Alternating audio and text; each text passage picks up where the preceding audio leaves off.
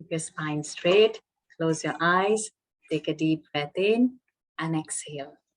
Take a deep breath in and exhale. Take a deep breath in. Hold it there.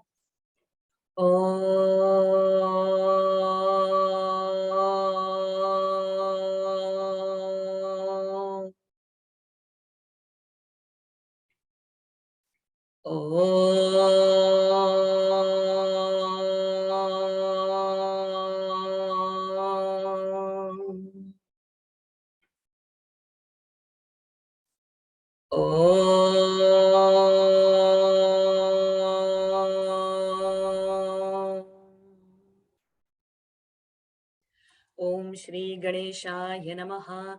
Om Shri Saraswatyai Namaha. Om Shri Gurubhyo Namaha. Samasta Jana Kalyane Niratam Karunamayam Namami Chinmayam Devam Sadgurum Brahma Vidvaram Sadgurum Brahma Vidvaram.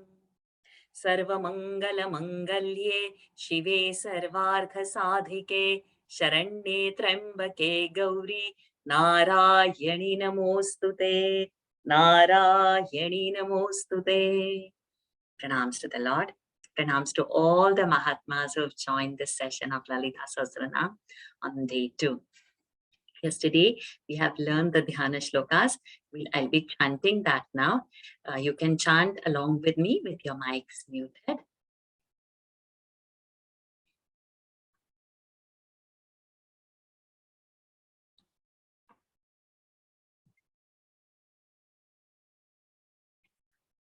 Is my screen visible, Lakshmi ji? Yes, Varsha. Okay.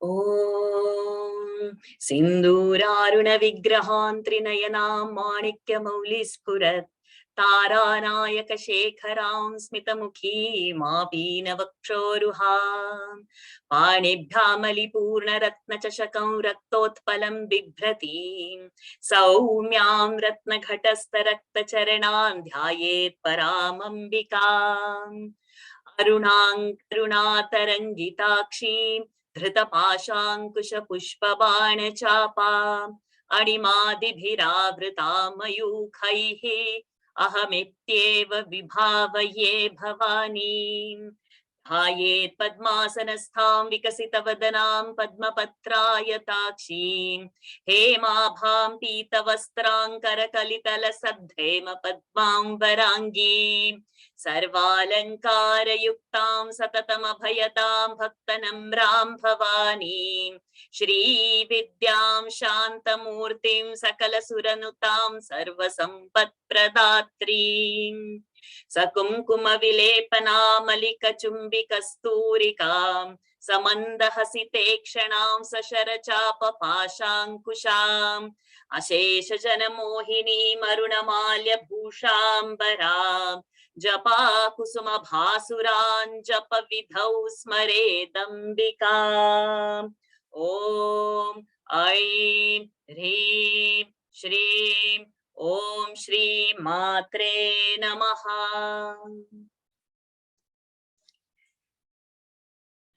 We have seen first 20. We'll now directly go to the 21st one.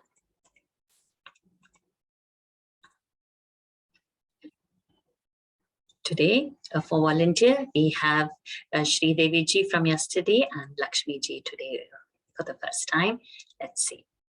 Sarvarunanavadyangi sarvabharana bhushita. सर्वारुणानवद्यांगी सर्वाभरणभूषिता सर्वारुणानवद्यांगी सर्वाभरणभूषिता शिवकामेश्वराङ्कस्था शिवा स्वाधीनवल्लभा शिवकामेश्वराङ्कस्था शिवा स्वाधीनवल्लभा शिवकामेश्वराङ्कस्था शिवा स्वाधीनवल्लभा सर्वारुणानवद्यांगी सर्वाभरणभूषिता शिवकामेश्वराङ्कस्था शिवा स्वाधीनवल्लभा सर्वारुणानवद्यांगी सर्वाभरणभूषिता शिवकामेश्वराङ्कस्था शिवा स्वाधीनवल्लभा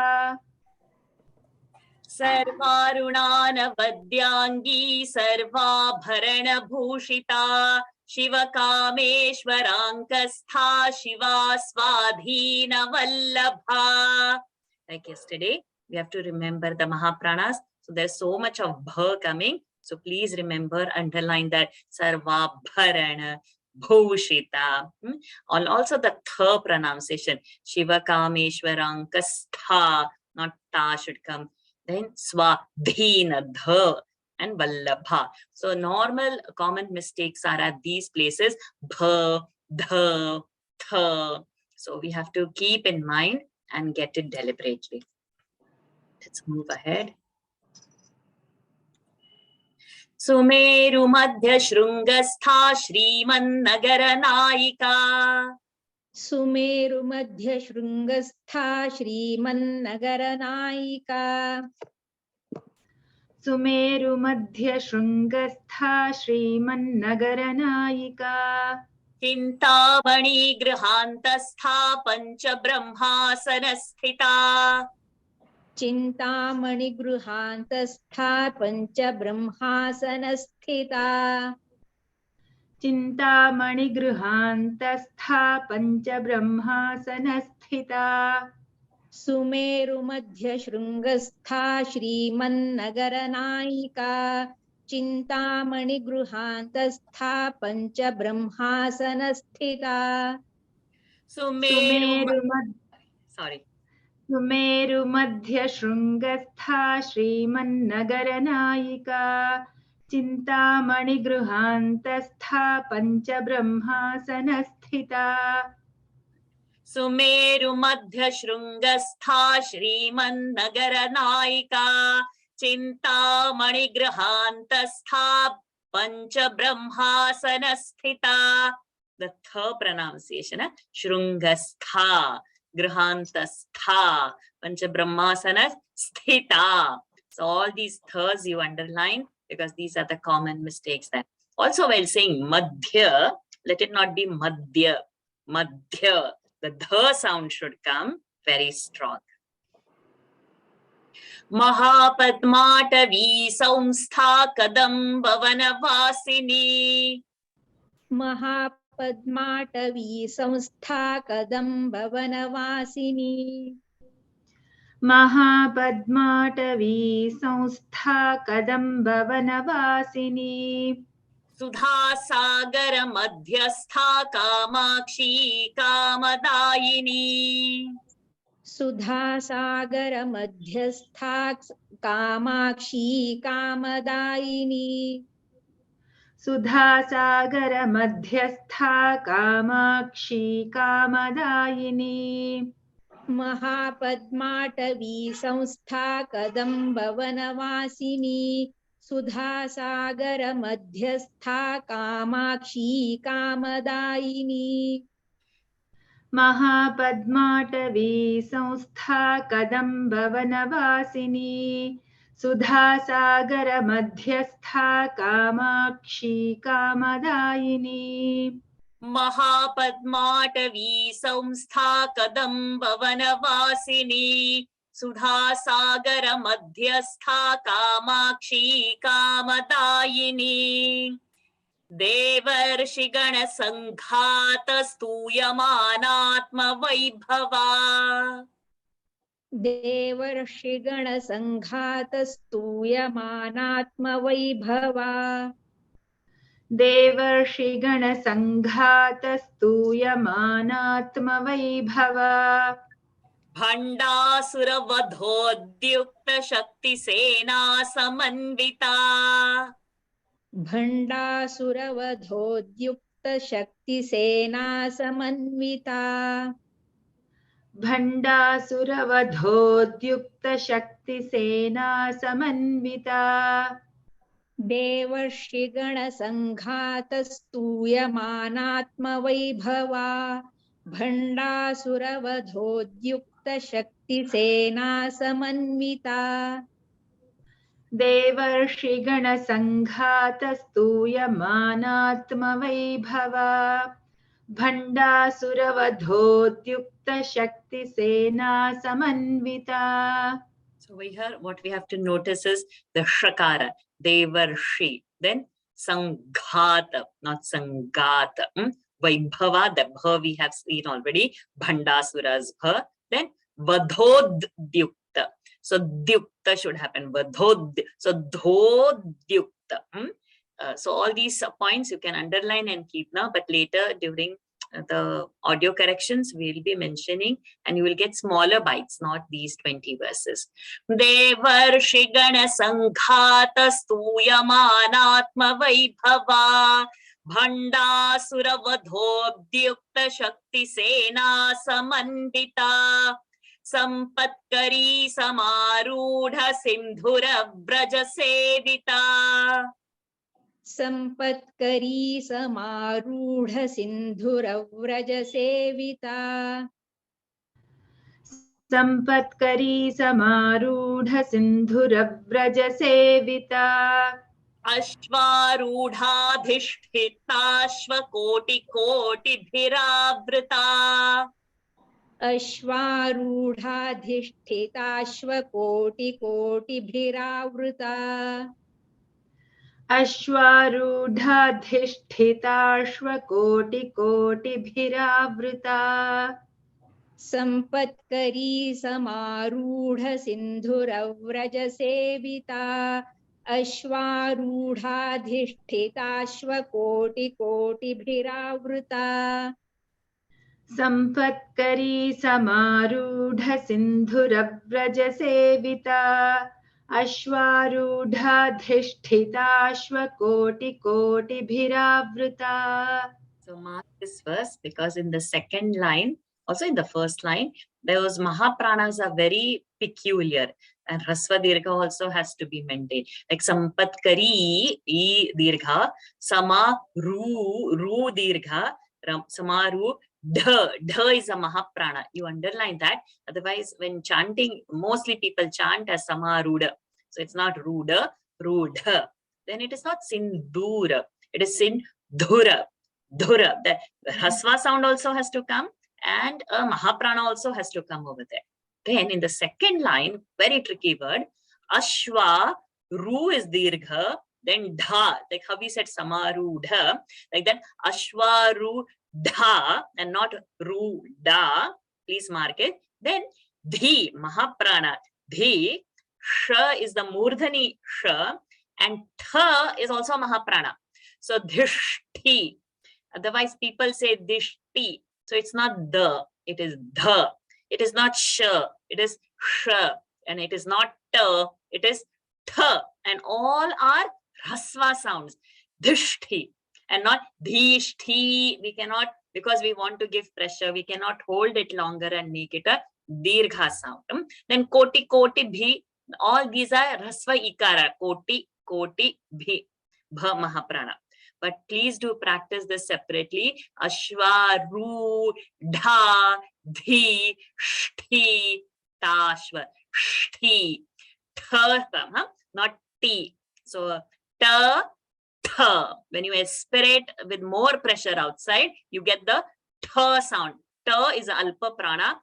Ta aspirated out with more prana is Tha. This T, T. So, Ta, Tha. The. Please look at mirror and watch your face and pressure, and keep your mobile for recording how you're pronouncing it, whether you're getting this or not. So please mark this whole verse, because this would be a common mistake area. Sampatkari samarudha sindhura vraja se. So I said sindhura vraja, ravraja, there is a dvitva. Sindhura. So that v is coming extra because vra is a Kanjang. Sampatkari samarudha sindhura vraja sevita ashwarudha dhishthita ashwa koti koti bhiravrita. Chakrarajaratharudha sarvayudha parishkrita. चक्रराजरथारूढ सर्वायुध परिष्कृता चक्रराजरथारूढ सर्वायुध परिष्कृता Geya chakrasratharudha mantrini parisevita.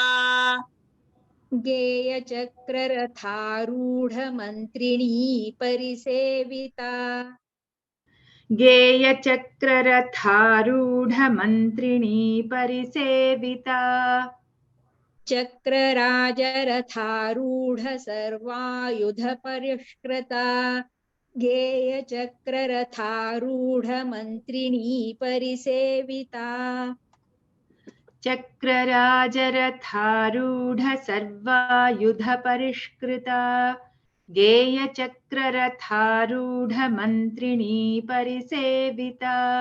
So like last verse, this verse is also having that dha sound, the sound. So we have to be careful. Ratharudha in the first and the second line, and sarvayudha in the first line. Be careful. Chakraraja ratharudha sarvayudha parishkrita. Geya chakraratharudha mantrini parisevita. So mantri, 3 is short. Re, I have hold that dirgha. Pari, re is short. So we have to change the way where we pressurize and where we pause. Mantrini. So mantrini parisevita. So say is a dirgha sound because it's a and V is a hasva sound. So mantrini parisevita. So please be mindful of hasva dirgha.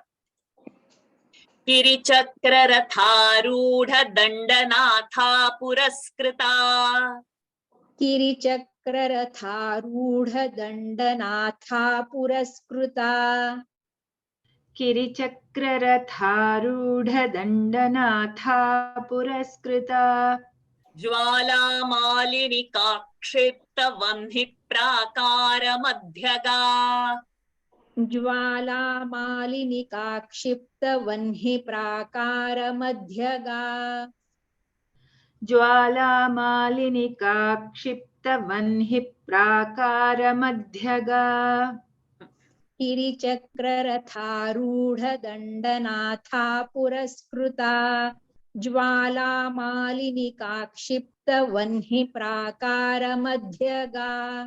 So now we have got sorry, yeah, go ahead, sorry.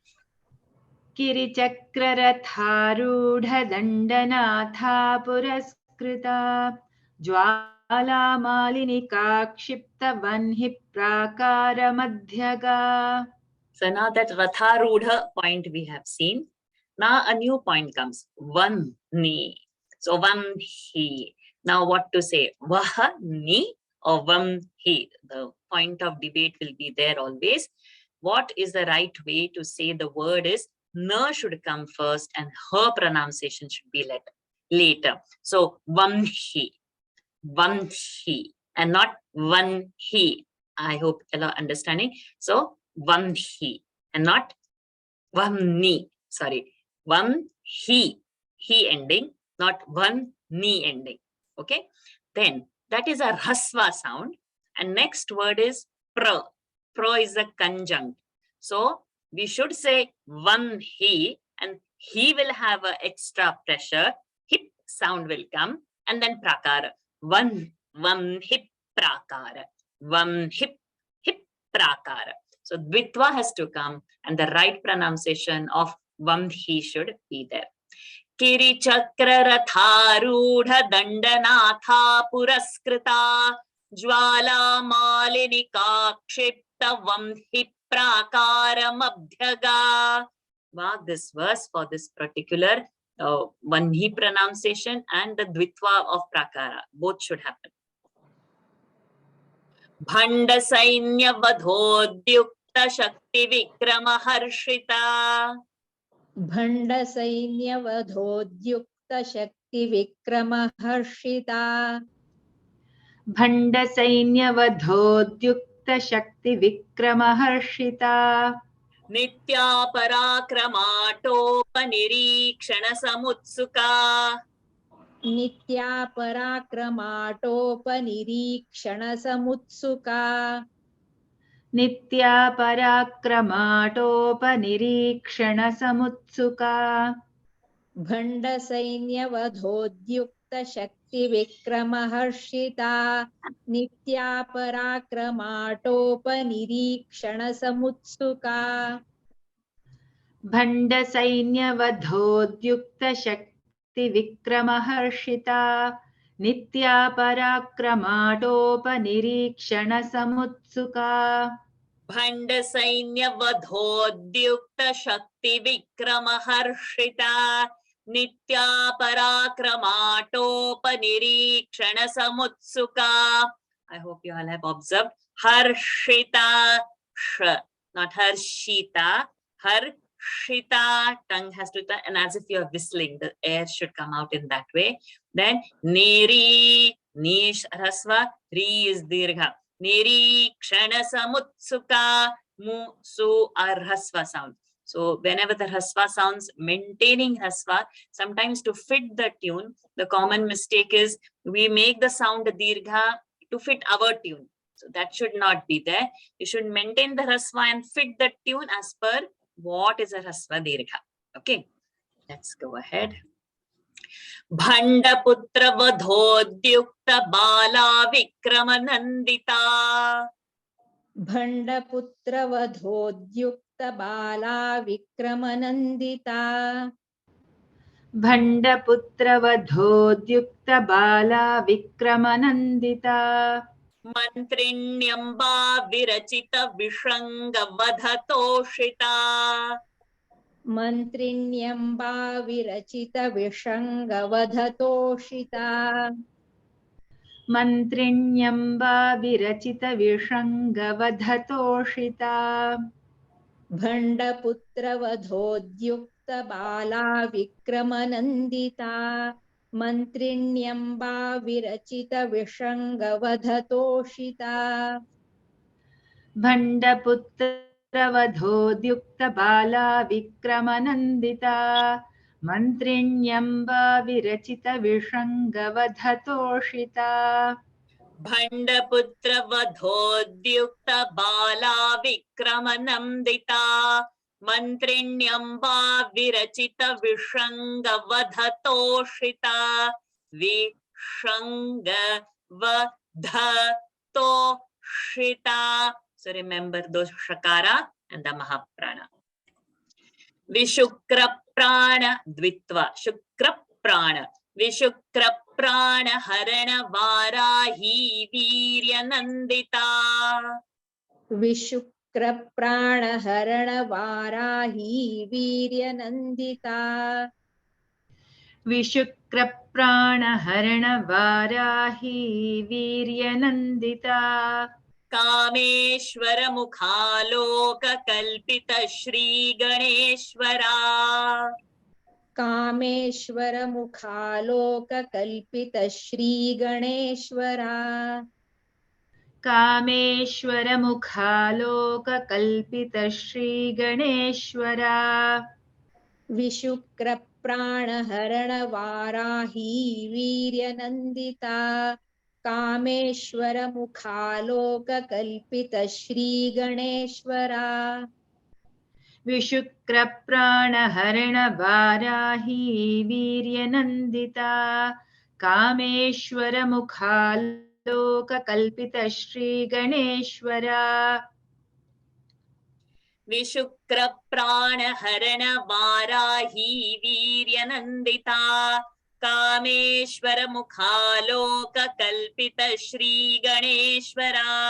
So Dvitva, please keep some marking so that you remember. Vishukra-prana, ip sound extra. Vishukra-prana, it should happen that way. Varahi, Virya, Shri Ganeshwara. So these dirgha sounds also has to be maintained. Please remember this. Mahaganesha nirbhinna vigna yantra pra sayantra. So got that? That is Dvitva. Vigna yantra praharshita. Mahaganesh निर्भिन्न विघ्नयन्त्र प्रहर्षिता Mahaganesh निर्भिन्न विघ्नयन्त्र प्रहर्षिता भण्डासुरेन्द्र निर्मुक्त शस्त्र प्रत्यस्त्र वर्षिणी भण्डासुरेन्द्र निर्मुक्त शस्त्र प्रत्यस्त्र वर्षिणी भण्डासुरेन्द्र निर्मुक्त शस्त्र प्रत्यस्त्र वर्षिणी महागणेश निर्भिन्न विघ्नयन्त्र प्रहर्षिता भण्डासुरेन्द्र निर्मुक्त शस्त्र प्रत्यस्त्र वर्षिणी महागणेश निर्भिन्न विघ्नयन्त्र प्रहर्षिता भण्डासुरेन्द्र निर्मुक्त शस्त्र प्रत्यस्त्र वर्षिणी महागणेश निर्भिन्न विघ्नयन्त्र प्रहर्षिता भण्डासुरेन्द्र निर्मुक्त शस्त्र प्रत्यस्त्र Varshini. So this particular word, when the shastra, pratyastra, when comes with the sa when it comes. So now it is a tra over here. We can see those who understand Devanagari, for them it is that confusion coming. When we write half sa, there is a center line. Okay, that is one. Then tra has that greater than sign. So there are three lines. One center line of half sa and then the tra.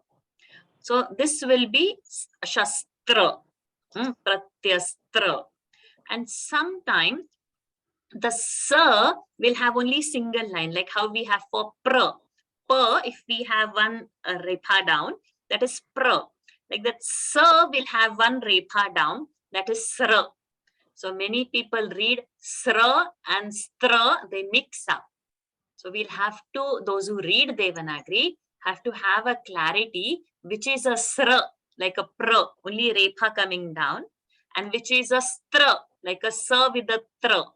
So these, the stra sound will have three lines and sra will have two lines. So you need to be mindful. When such a word will come, I'll bring your attention over there. But for now, put your attention on how shastra, pratyastra is written. Sa's half horizontal line and tra's two lines are there. So these are three lines. So when you read a printed material, many times this word is a confusing thing. But when the reference would come, I'll show you how the two lines are to be read as sra and stra. We'll go ahead. Karangulina khotpanna narayana dashakritihi.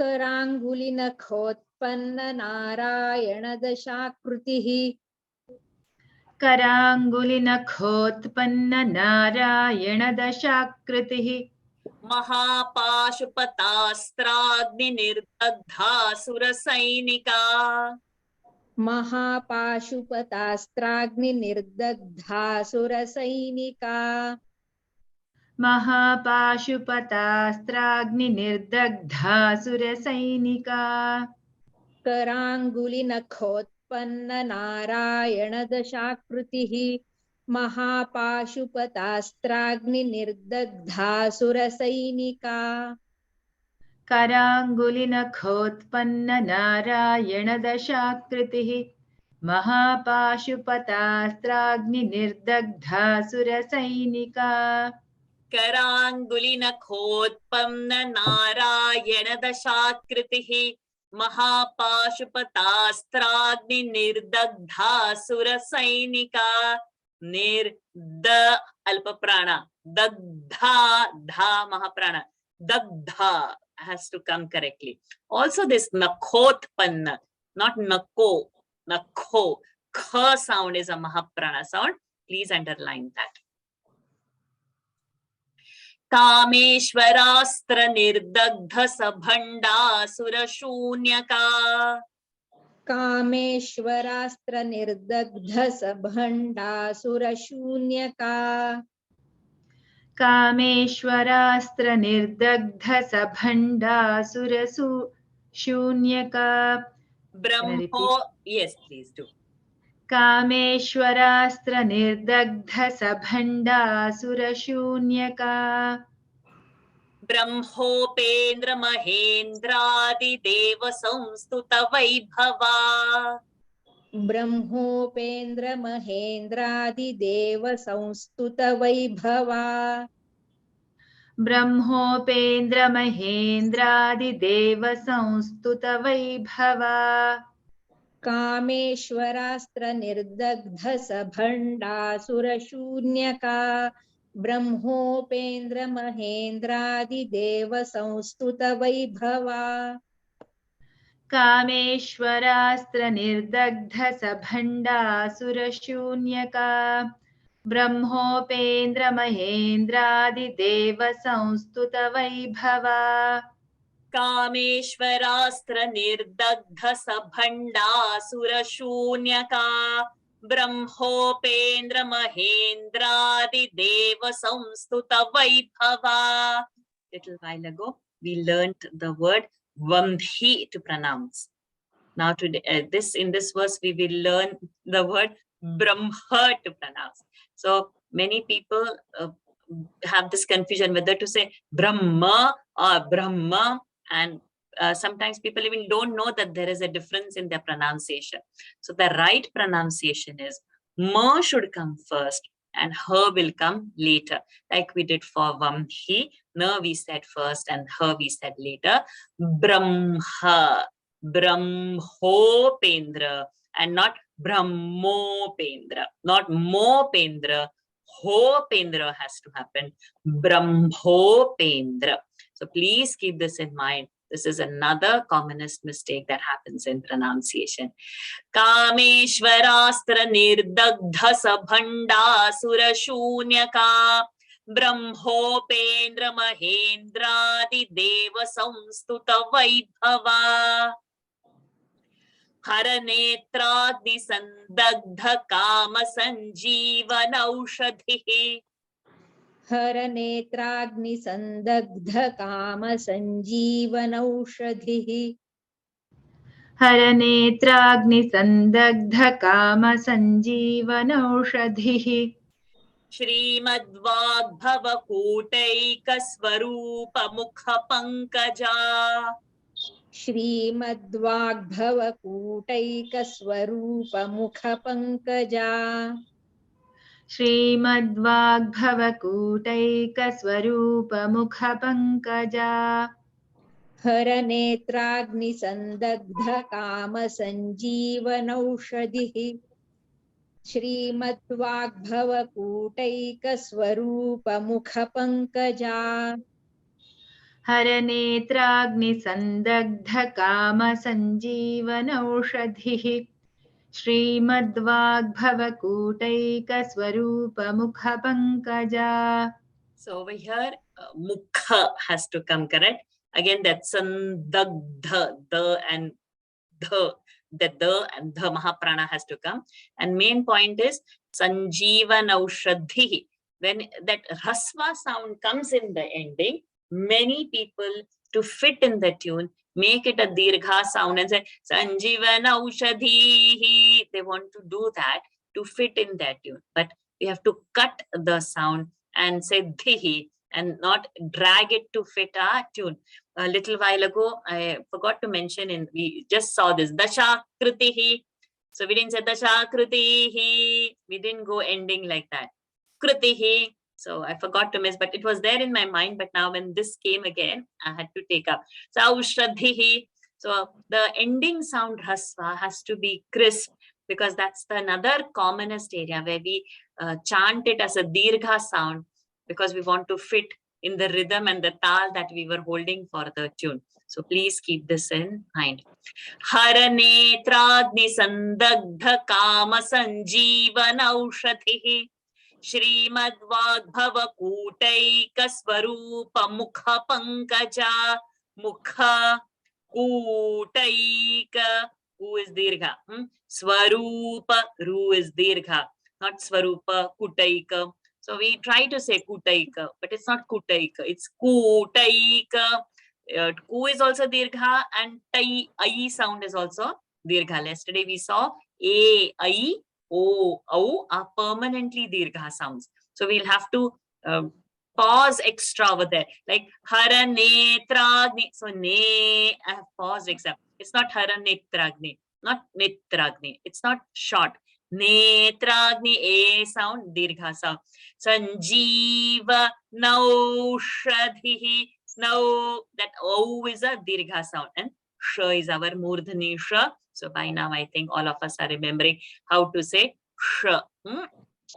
Hara netragni sandagdha kama sanjeevan aushadhihi Shrimad Vagbhava Kutaika Swarupa Mukha Pankaja Kanthada Kati Paryanta Madhya Kuta Swarupini Kanthad Kati Paryanta Madhya Kuta Swarupini Kanthādah Katiparyanta Madhyakutaswarupini Shakti Kutaika Tapanna Katyadho Bhagadharini Shakti Kutaikatapanna Katyadho Bhagadharini Shaktikūtaikatapanna Katyadho Bhagadharini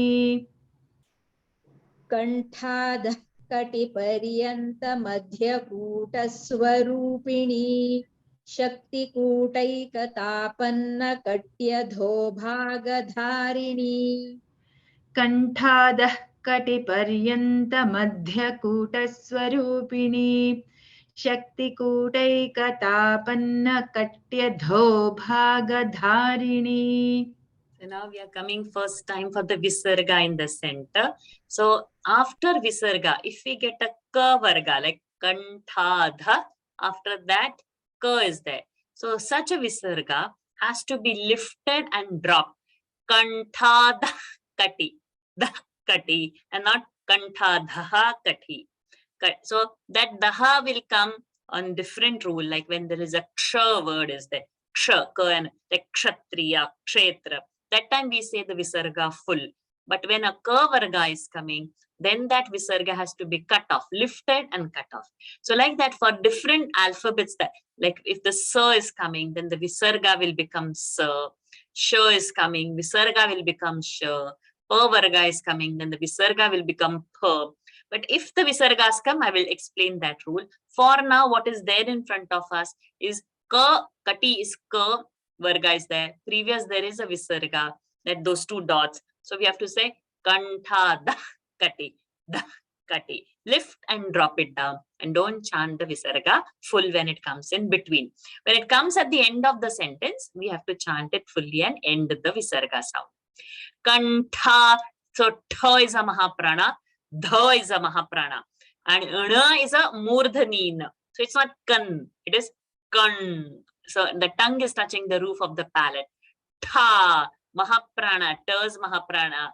Dha is Da's aspiration. The.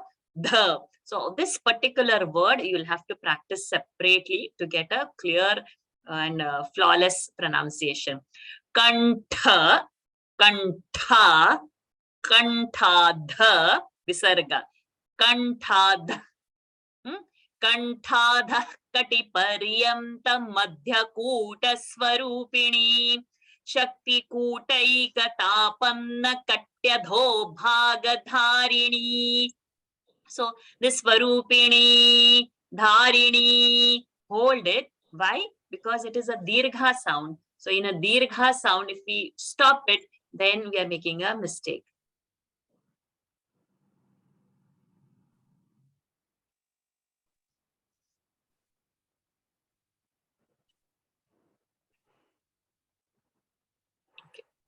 Yeah, I'll take all the doubts at the end of the class.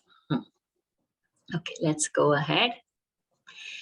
Moola mantratmika moola kutatraya kalebara. Kalebara, both are okay. Moola mantratmika moola kutatraya kalevara. Moola mantratmika moola kutatraya kalebara. Kulamritaika rasika kulasanketa palini. कुलामृतैकरसिका कुलसङ्केतपालिनी कुलामृतैकरसिका कुलसङ्केतपालिनी मूलमन्त्रात्मिका मूलकूटत्रयकलेबरा कुलामृतैकरसिका कुलसङ्केतपालिनी मूलमन्त्रात्मिका मूलकूटत्रयकलेबरा कुलामृतैकरसिका कुलसङ्केतपालिनी.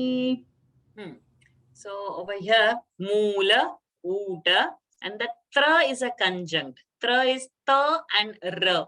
So Kutatraya and not Kutatraya.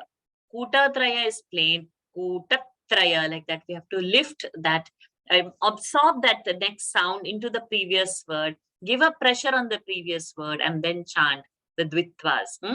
Moola. So Mu is a Dirgha. Moola mantratmika moola kutatraya kalebara. Kutatraya, not kutatraya. Kutatraya, one extra pressure is there. Kulamritaika rasika kulasanketa palini. Mritaika and not mriteka. A and I sound has to be differentiated. Again, one of the commonest mistakes.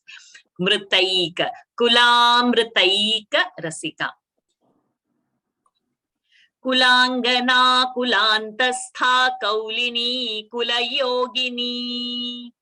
कुलाङ्गना कुलान्तस्था कौलिनी कुलाङ्गना कुलान्तस्था कौलिनी कुलयोगिनी कुलाङ्गना कुलान्तस्था कौलिनी कुलयोगिनी Akula samayantastha samayachar tatpara. Akula समयान्तस्था समयाचार तत्परा Akula समयान्तस्था समयाचार तत्परा कुलाङ्गना कुलान्तस्था कौलिनी कुलयोगिनी Akula समयान्तस्था समयाचार तत्परा कुलाङ्गना कुलान्तस्था कौलिनी कुलयोगिनी Akula समयान्तस्था समयाचार तत्परा Kulangana kulantastha kaulini kulayogini. Akula samayantastha samayachara tatpara. So again over here, kulantastha, tha mahaprana. Samayantastha, tha mahaprana. It will become otherwise kulantastha, samayantastha, which commonly people chant, but that's not the correct pronunciation. By now, by the in these 10 days itself, when I keep on repeatedly saying this, the Alpaprana Mahaprana concept should get clear. Mooladharaika nilaya brahma granthi vibhedini. मूलाधारैकनिलया ब्रह्मग्रन्थिविभेदिनी मूलाधारैकनिलया ब्रह्मग्रन्थिविभेदिनी Manipurantarudita Vishnugranthi-vibhedini. मणिपूरान्तरुदिता विष्णुग्रन्थिविभेदिनी मणिपूरान्तरुदिता विष्णुग्रन्थिविभेदिनी मूलाधारैकनिलया ब्रह्मग्रन्थिविभेदिनी मणिपूरान्तरुदिता विष्णुग्रन्थिविभेदिनी विभेदिनी मूलाधारैकनिलया ब्रह्मग्रन्थिविभेदिनी मणिपूरान्तरुदिता विष्णुग्रन्थिविभेदिनी. So now a lot of dvitvas have come, and also our pronunciation of Brahma, not Brahma Granthi, Brahma Granthi, not Granthi. Then Gra is like Pra. Pra we saw na dvitva. Like that Gra, Ga and a Ra. So Brahma Granthi. Granthi. Ha will have a pressure. So when you give the pressure on the previous word, that sound of the dvitva, because the next is a conjunct, will come correct. It's not plain Brahma Granthi. Brahma Granthi is a plain reading. Brahma Granthi, when you say, then the chanting has an effect and it is as per the chanting rules. Same, Vishnu Granthi. But if it was A ki matra or a dirgha sound, then there will be no dvitvas. When the previous alphabet is Hrasva, like Brahma, is a Hrasva sound, A is a dirgha sound. So Hrasva is there, so we do Hers dvitva, Brahma Granthi. Vishnu, Hrasva Ukara is there, not Vishnu. So if it is a Hrasva swara, we do a dvitva, Vishnu Granthi. Then Mani, Ana should come. Many people say Mani. So Mani is not there. Mani should come. Puramta. Pu is a dirgha sound. So please mark this. And by now I know Vibhedini, that sound in both first and the second line. Bha Mahaprana and Ni Hasva dirgha sound, we have to know. Mula, again, Mu is a dirgha. Dha Mahaprana. Ai is a dirgha sound. And Mula, not Mula, Dharek. Dharaik. Mula Dharaik Nilaya Brahma Granthi Vibhedini. Manipuram Tarudita Vishnu Granthi Vibhedini. So see in this Vishnu, this Manipuranta Rudita, this Ru is a Hrasvaru. So those who are following Devanagari, please note, in the Hrasvaru, see how it is written in this word, Rudita. Little while ago, we have seen the Dirgha Ru, like in, do I have to go too far? Swarupini, see the Ru. There is a inside one curve over there. So those who follow Devanagari, they should be able to identify the Ras, Hasva, Ukara, because it's very tricky, and then accordingly produce that sound. So a Swarupini, that inside one knot is extra, and this line is little longer.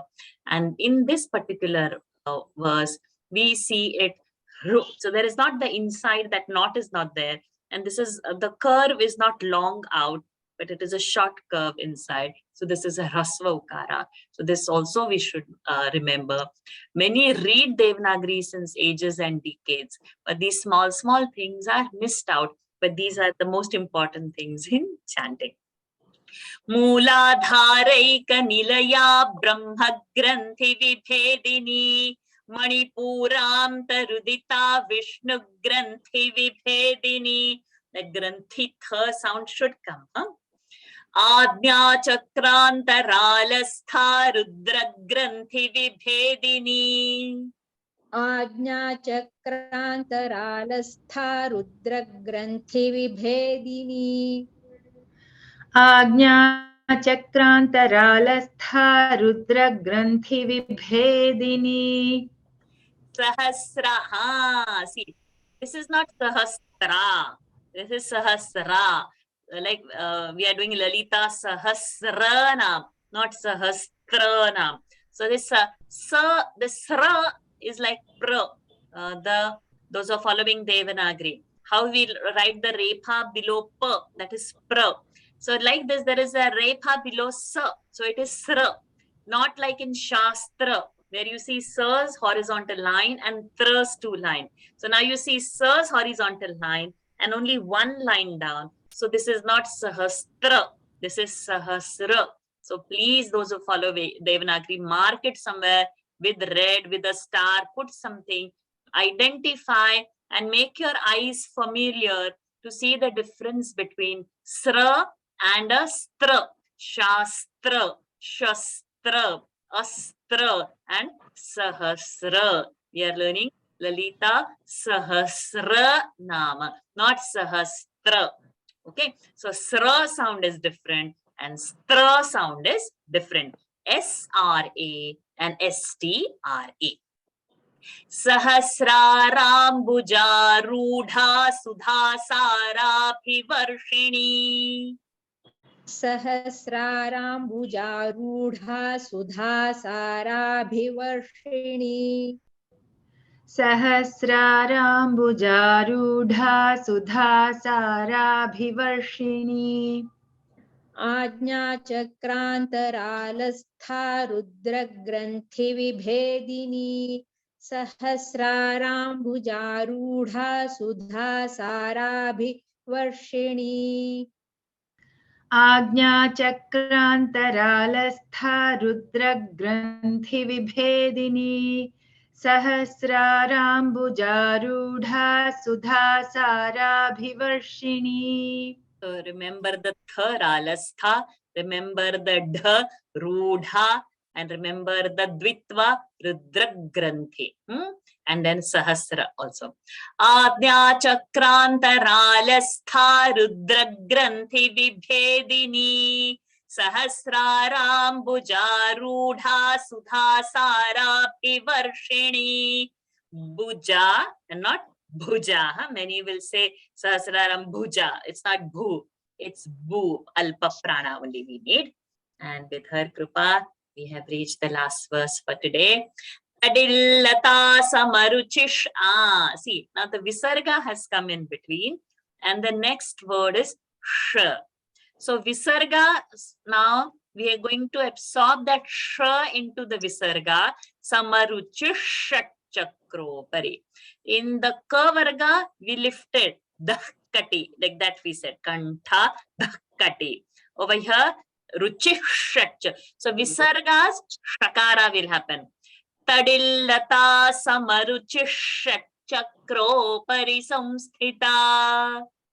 तडिल्लता समरुचिषट्चक्रोपरि संस्थिता तडिल्लता समरुचिषट्चक्रोपरि संस्थिता. The curve it has come. Visarga is there. Mahasakti Kundalini Visatantu Taniyasi. महाशक्तिः kundalini विसतन्तु तनीयसी महाशक्तिः kundalini विसतन्तु तनीयसी. तडिल्लता समरुचिः षट्चक्रोपरि संस्थिता महाशक्तिः कुण्डलिनी विसतन्तु तनीयसी तडिल्लता समरुचिः षट्चक्रोपरि संस्थिता महाशक्तिः kundalini विसतन्तु तनीयसी. Tadillata Samaruchishachakropari Samsthita Mahasakti Kundalini Visatam Tutariyasi. We have completed today's quota of verses. Somebody has typed a doubt in the chat box saying that what are those horizontal lines for?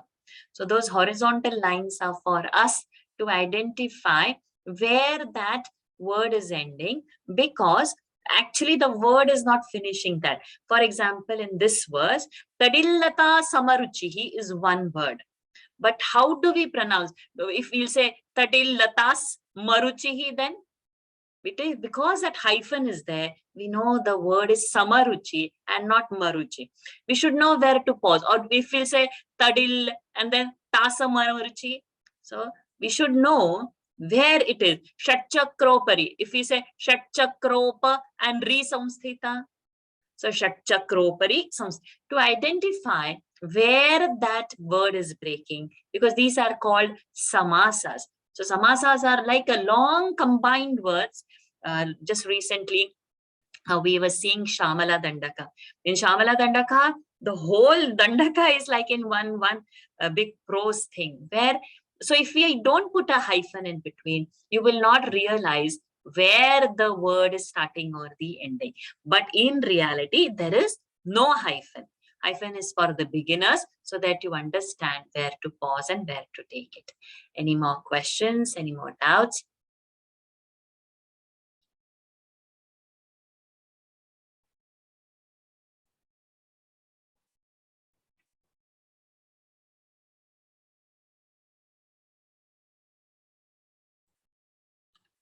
No doubts?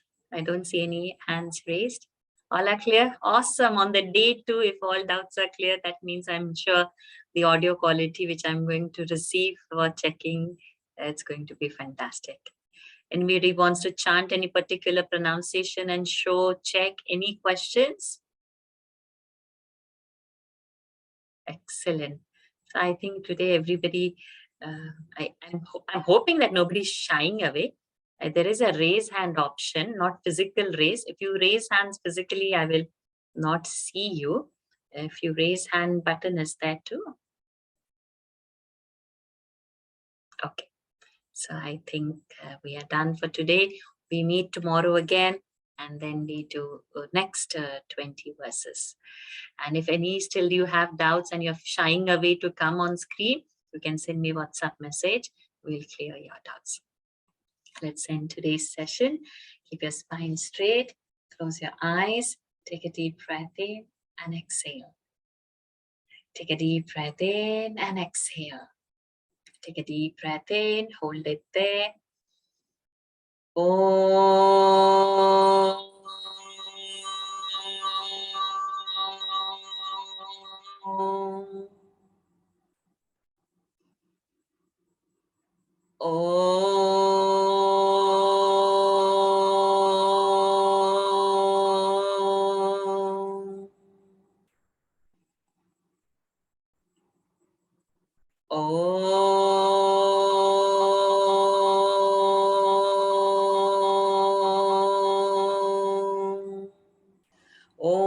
Purnamadav Purnamidam Purnat Purnamudachyate Purnasya Purnamadaya Purnameva Vashishyate. Om Shanti Shanti Shanti. Harihi Om Shri Gurubhyo Namaha. Harihi Om Shri Devyarpanamastu.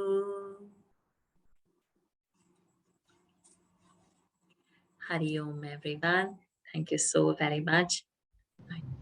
Hari Om, Varshaji. Hari Om Ji. Thank you, Lakshmi Ji.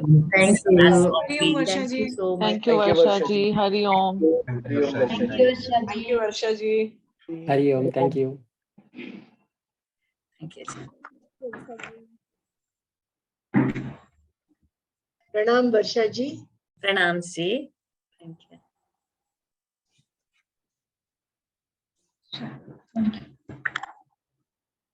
I always look forward to your sessions. Thank you. Thank you so very much. Thank you for encouraging.